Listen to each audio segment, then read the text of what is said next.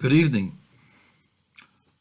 I've been attacked by some deranged people about my connection, small as it may be, with the Lubavitcher Rebbe.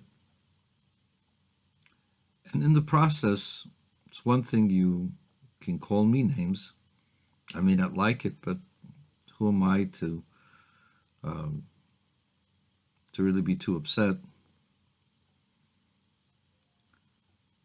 But when a person goes ahead and says things against the Lubavitcher Rebbe,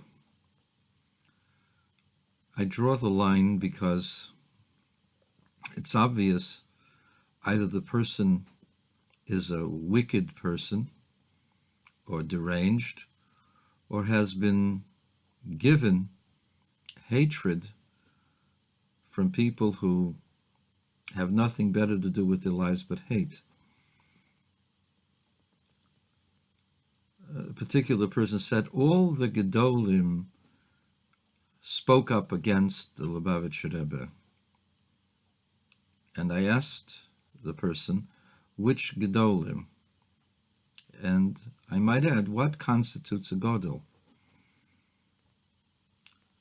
The Rebbe knew the Shas verbatim. That's clear from people who are great, Bikiyim and Shas, whom I knew personally, and who were astounded by the Rebbe's depth and the Rebbe's knowledge of the entire Shas.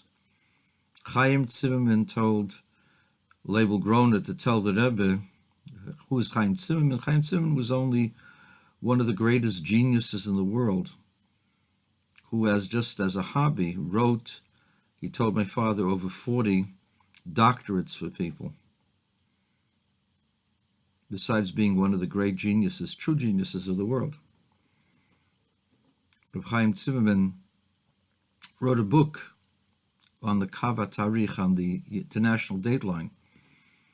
It was several hundred pages, and within an hour or so, the Rebbe had finished the entire book and sent a note that he contradicts himself from one page to another page and identified the places of the contradiction. Rabbi Zimmerman went out of his mind, and he said, such a mind, the Rebbe is the Gadol Hader.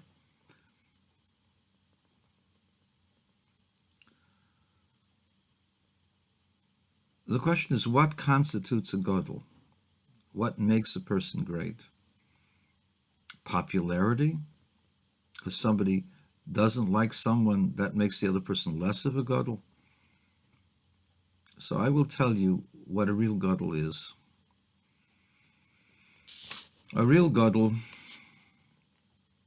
is someone to whom all the secrets of the Torah are revealed.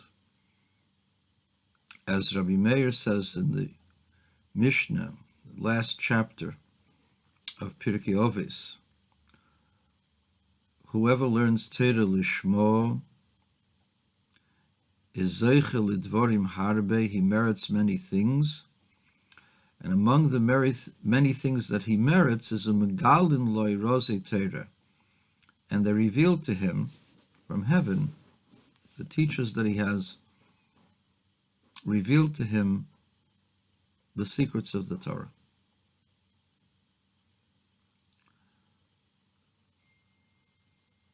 I challenge you to find me anyone in the world, in this generation, who wrote about the secrets of the Torah as extensively and as knowledgeably as the Lubavitcher Rebbe.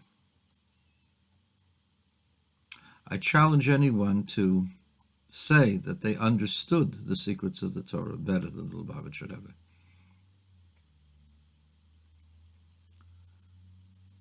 The greatest Kabbalists and the greatest tzaddikim of the generation all lined up in his honor, in his greatness. Those were the real Gadolim. The real Gadolim were those to whom the secrets of the Torah were revealed. Those people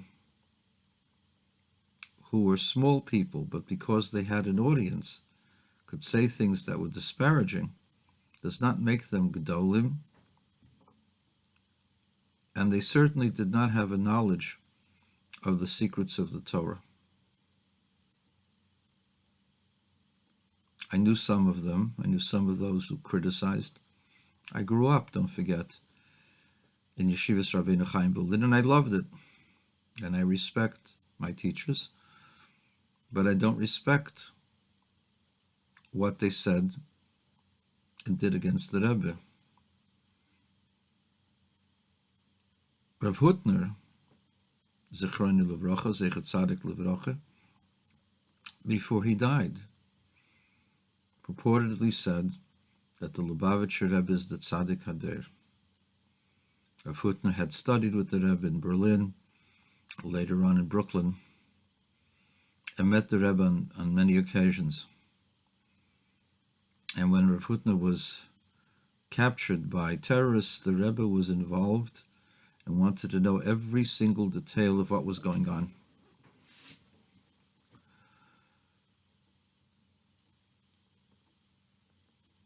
It's painful for me to have to defend the Lubavitcher Rebbe on these videos.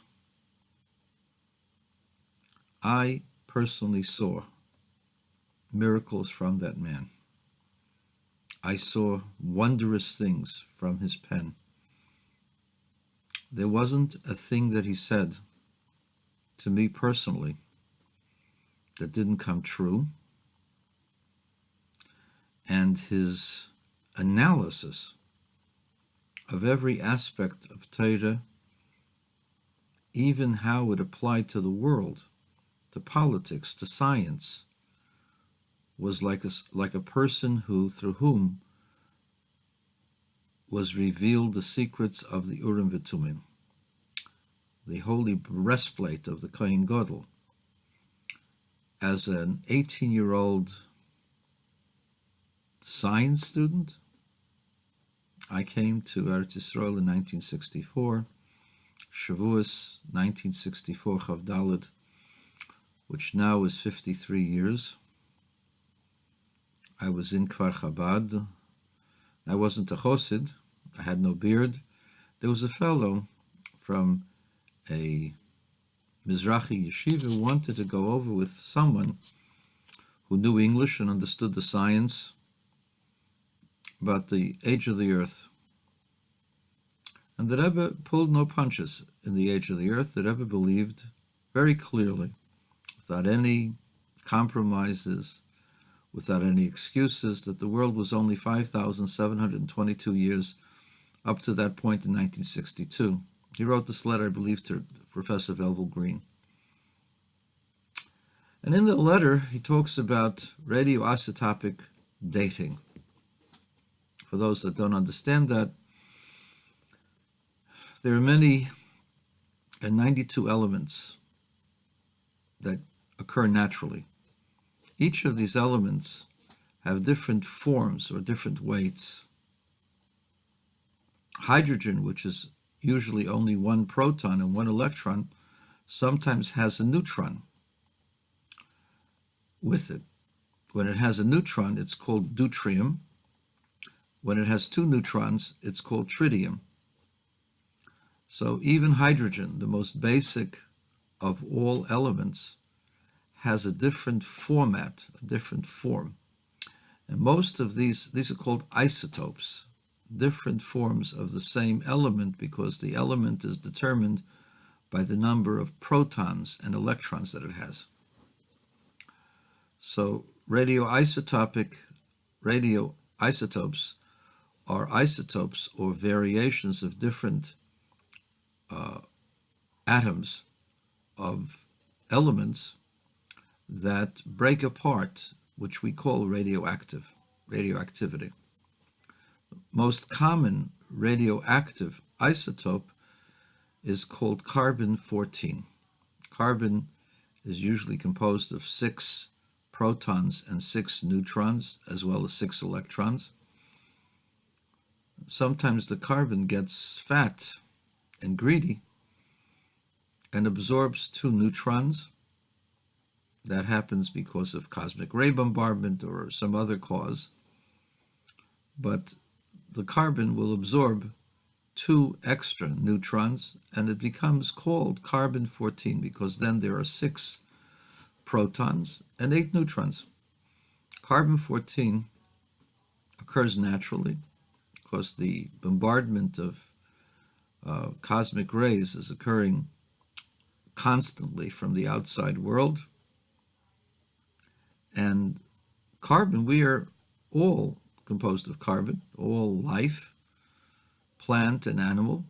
And we are bombarded by these cosmic rays, and we have a certain amount, a certain ratio of carbon-14 within our systems. Carbon-14 is radioactive, which means it's unstable, and it breaks apart after a certain number of years. I believe the number of years is 1,400 years. I may be mistaken. But let's assume that I'm right, that 1,400 years is the half-life of carbon-14, which means at the end of 1,400 years, if there was 1 pound of carbon-14 in a big gorilla, there will only be a half a pound at the end of 1,400 years of the fossil of the gorilla. After another 1,400 years, there will be only a quarter of the carbon-14. 1,400 years later, 4,200 years earlier, there will only be 1/8, and so on and so forth. You understand what I'm talking about, how this works. So based upon the percentage of carbon-14 relative to what is found in a normal living entity, scientists determine the age of a fossil. And they will say certain fossils are millions of years. Some they'll say are hundreds of millions of years based upon the carbon-14 content of that particular fossil. So this question was asked of the Lubavitcher Rebbe. And besides the fact that it's possible that God had put the fossils there with this kind of carbon-14 within it, the Rebbe then also cautioned the scientist to tell him that carbon-14, the radioisotope of carbon-14, and other radioisotopes, will change their rate of decomposition of radioactivity dependent upon certain changes of temperatures, pressures, and the Rebbe says catalyzers. We used to call them catalysts. The Rebbe called them a catalyzer. And when I read those words, I didn't tell that to the student from the Bnei Akiva yeshiva. Why should I give my doubts to that boy? I thought that the Rebbe was not right. I had studied chemistry and physics. And one of the things we talked about, studied about, was how small the nucleus was relative to the atom. So that if the atom was this size, the size of a basketball, and all of the electrons were moving around here, you would still need a microscope to see the nucleus. That's how small the nucleus is. Now, temperatures, pressures, and catalysts, these affect only the outside of the atom, only the electrons, only the movement of the atom and the molecules.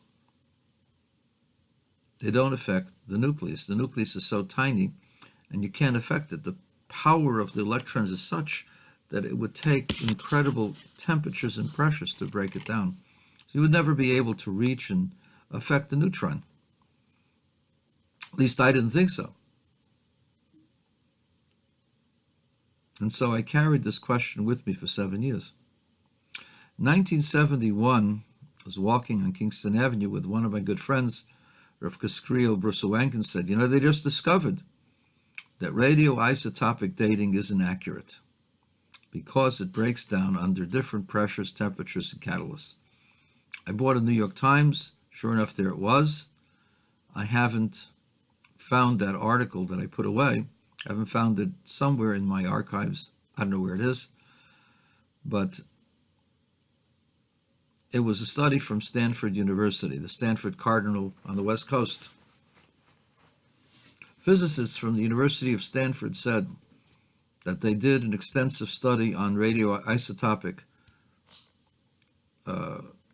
atoms, elements, and they discovered to their shock and dismay that under different temperatures, pressures, and catalysts, the results of the radioisotopic decay would change to the point that it could no longer be an accurate determination of the age of a fossil, because you don't know what temperatures and what pressures and what catalysts existed at the time of fossilization in the atmosphere, etc. So here was a study by a group of scientists in Stanford University affirming what the Rebbe, Lubavitcher Rebbe, said 9 years earlier, 1962. The Rebbe did not know of their work. It was before they even started, apparently. And how would they be telling the Rebbe what they were working on? And certainly they didn't tell the Rebbe their conclusions. And the Rebbe said to a scientist with clarity that radioisotopic dating is inconclusive because of temperature, pressure, and catalyst, exactly those three elements that were discovered in that study. There are hundreds of such stories, but this is one of them from this particular observer.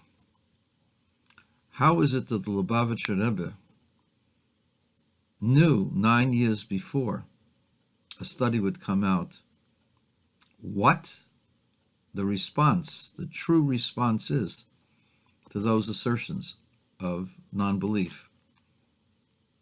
The answer is megalim Razey Torah. It was revealed to him the secrets of the Torah. To him, the Tosfos and the Rambam and the Rashi and the Rashbam and Abaye Virove were part of a structure that included all the spheriotic charts and all of the Shemus HaKadoshim and all the possible changes and variations that happen through the divine letters and through the divine spheres and all of the Elomis and all the Malochim and the Shomis and all the various Eicholos. Everything that is written in the Kabbalah and everything that's written in the works of the Rambam, the Chakira, Jewish philosophy, and everything that's written in the Midrashim and everything that's written in the Shas, they were all unified into one continuous study by the Lubavitcher Rebbe. And he knew through them the secrets of the world as well as the secrets of the Torah. I saw this over and over again in my life, as did many, many Chassidim. The problem is that Misnagdim don't want to believe and will never believe what people tell them. There are stories that indicate the Rebbe's godless in Nigla de Torah.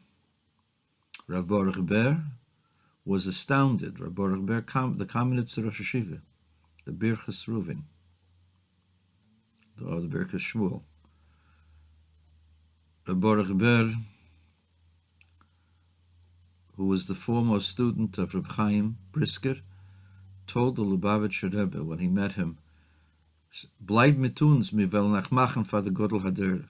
Ich sage euch zu. Stay with us, and I'll make you into the Gadol Hader. I promise you, you will be the Gadol Hader." You don't say that casually to a person. There was a witness to this. Shai Shimenovitz, who was a Rosh Yeshiva in RJJ, who was one of the greatest of the Meir Talmidim, told this to Rabbi Yosef Krupnik, that he was there when he saw this happening. The Rebbe was a mufla. True Ga'enim were astounded by his gayness. We saw Yitzhak Pekarsky, who was my Rosh Yeshiva, who was a baki in the entire Gemara and Shulchan Aruch, almost by heart, was astounded by the Rebbe's knowledge. Pinchas Hirschsprung was a chassid of the Rebbe, devoted to the Rebbe, not just because he was a holy man, but because the Rebbe was a goyin olam on his level. My Rebbe, Reb Chatzkel Grubner, was also not a Lubavitcher chassid, but certainly an oihev and oihed, and respected the Rebbe extremely greatly. My other Rebbe, the Narola Rov, considered the Rebbe one of the three greatest people of that generation. He included the Satmar, the Baron Kotler, and the Rebbe as the three greatest in the generation. These were true Gedolim, not Gedolim who have an audience and who hate other people. Yes, there are people who criticize the Rebbe. They had their reasons why to criticize. But those who say that they consider the Rebbe to be irrelevant and nothing, and considered him to be an Avarian, there was only one person like that, and that person was known to be a hater of Lubavitch because his career, he wanted a career as a Rosh Yeshiva in Lubavitch, and Lubavitch rejected him. In Kfar Chabad, my uncle was one of the Talmidim who saw this happening. Of course, then you take your anger and your hatred and you can apply it to ideology. But it was suspect because it was rooted in kavod hamedume, personal ego, pride, jealousy, and hatred. Just because a person has one or two critics, and even if that one or two critics are considered great, I'm showing you great tzaddikim, including the Baba Sali. The Satmar said that he would be with the Rebbe, he would be best friends, except for the people around him. Didn't let that happen. The Rebbe said the same thing. The Ribnitzer Rebbe, the Rebbitzin would come regularly to ask the Rebbe advice on her husband's condition. The Skulener Rebbe, who I considered one of the real Tzaddikei Hadar, had the greatest respect for the Rebbe, considered the Rebbe his best friend. And I saw him, how he kissed the Rebbe's hands. Who's a Gadol? Who's a true Gadol? Someone to whom megalim Razey Torah, they revealed to him the secrets of the Torah. The Lubavitcher Rebbe had that. And most of his critics did not have that. So who is the real Gadol? I know